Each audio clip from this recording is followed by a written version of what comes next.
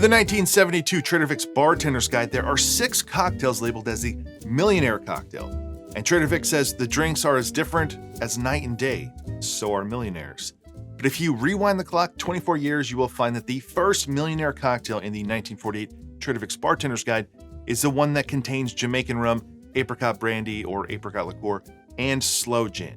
And this appears to match or closely match what we think is the original Millionaire cocktail, which is from the 1930 Savoy Cocktail Book by Harry Craddock. And my inspiration here was to provide you all with a rum cocktail, a Jamaican rum cocktail, and to use this bottle of sloe gin. Over the last few weeks, I built this somewhat massive new side shelf here because I was running out of room and I came across many of the bottles that don't really see the light of day, one of them being sloe gin. And in the process, I counted each and every bottle I possess, and you want to guess how many bottles of booze are sitting on these shelves? I have no idea. Why would I actually count? That seems like a total waste of my time. And if you're like me and you don't want to waste time by, losing days of your life by not planning ahead, you might like today's sponsor, which is of course ZBiotics. ZBiotics pre-alcohol probiotic drink is the world's first genetically engineered probiotic. It was invented by PhD scientists to tackle rough mornings after drinking, and here's how it works. When you drink, alcohol gets converted into a toxic byproduct in the gut. It's this byproduct, not dehydration, that's to blame for your rough next day. Pre-alcohol produces an enzyme to break this byproduct down.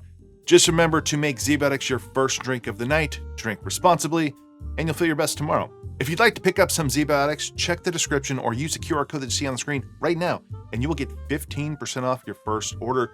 Plus, ZBiotics offers a 100% money-back guarantee, so if you're not satisfied for any reason, they'll refund your money, no questions asked. Back to the cocktail. This will be a pretty small drink, shaken on ice, and then strained into a cocktail glass. And 2 things to clear up here. It calls for an apricot brandy, which means apricot liqueur. Those are interchangeable here. We're not talking about an eau de vie. Also, Jamaican rum means Jamaican rum to me. So we'll bow down to the S&C Mafia and use this bottle of rum that you see right here. So let's go ahead and make this one. Into a shaker tin, I'll add 1 ounce of lime juice, 1/4 ounce of grenadine. I'm using fresh pomegranate juice grenadine. 1/2 ounce of an apricot liqueur, 1/2 ounce of sloe gin, and just 1/2 ounce of a Jamaican rum.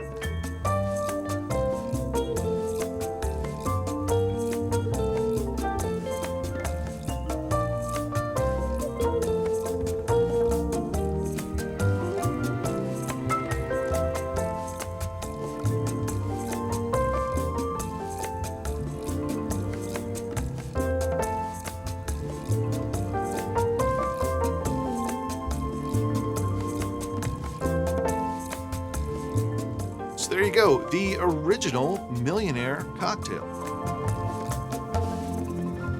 Well, it smells great in here. It's just a little bit, 1/2 ounce of Smithicross, but this whole place smells like a delicious Jamaican rum. So let's try the Millionaire cocktail. Cheers. It's great. It's great, and I get so excited when I make something that's old, something historic, something that's been around for a long time, and it tastes great. When you go through those Trader Vic books, the first one, it's just really a cocktail book. And there's so many cocktails that have like interesting names. That there's the Palisades cocktail, there's the Bermuda something or other, but they're just like, oh, it's got gin and vermouth and simple syrup. It's like the name of the cocktail doesn't accurately even get close to what it does later on when they start naming cocktails a little more appropriately. Obviously, the Millionaire cocktail, it's not really about the name, but just like the contents of those books are often drinks that just are not interesting. It's just a different amount of vermouth and a different amount of either like whiskey or gin. But this one, it reminds me a little bit of whether it's the Knickerbocker or the White Lion. Those were different cocktails, but it's an historic cocktail that is delicious. You can still taste the Jamaican rum in there. The grenadine provides a good amount of sweetness. Apricot, surprisingly, that apricot liqueur usually comes through quite a bit, but I think because of the gin, and because of the grenadine kind of competing with the apricot, it's more balanced out there. The slow gin, this just might be one of my favorite use cases for slow gin. Slow gin, gin with slow berries, it doesn't feel as much like gin as you might think it does. There's not a ton of cocktails out there that use slow gin. Slow gin fizz is one of them, but that berry sort of flavor comes through quite a bit. The fruit in general, from the slow gin, from the apricot, from the grenadine, and using fresh grenadine will always beat any other type of grenadine. Whether you're making it from Palm Wonderful juice, you're buying it, using fresh pomegranates, or even the ones that come already in a little container, like the arils or the seeds in a container, juicing that and adding sugar is going to yield you a better grenadine every single time.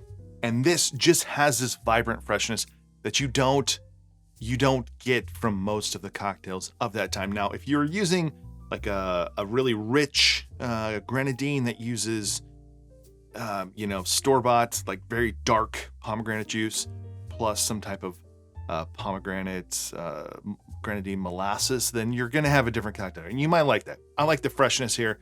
I like the balancing of the fruit flavors with the gin and the apricot and the grenadine. And then the Jamaican rum providing some of that fruitiness as well. And it's not something where you got to like Smith & Cross or Jamaican rum. I don't think you even need to like rum at all to enjoy this. That's something I glossed over here. It's very tart. It's very tart in the best of ways. The tartness helps balance out the richness from everything else in there. I use 1 ounce of lime juice when many of the recipes call for the juice of 1 lime. Now later on in Trader Vic speak, 1 ounce of lime juice, the juice of 1 lime becomes 1 ounce of lime juice. I've never bought that as like a real meaningful thing. I don't think that back in the 40s and 50s and 30s even, they were measuring out 1 ounce of lime juice. I think that they were just juicing the juice of 1 lime. And if you come across these old school juicers, you'll notice that most of the limes that you're using today, like especially the big ones, but even like a standard size lime, you cut that in half and it does not fit in here. And then you juice with this, and they're pretty much the worst yielding juicer that I've ever used. They don't give you a lot of juice. So if you were to take a smaller lime and cut it in half, put it in here, and juice it into the tin, you're definitely never going to get an ounce. You're never going to get an ounce of juice. So something to think about. You might want to dial back the lime juice to 3/4 of an ounce if you want it a little bit more balanced, or if you don't like tart, drop it all the way down to 1/2 ounce.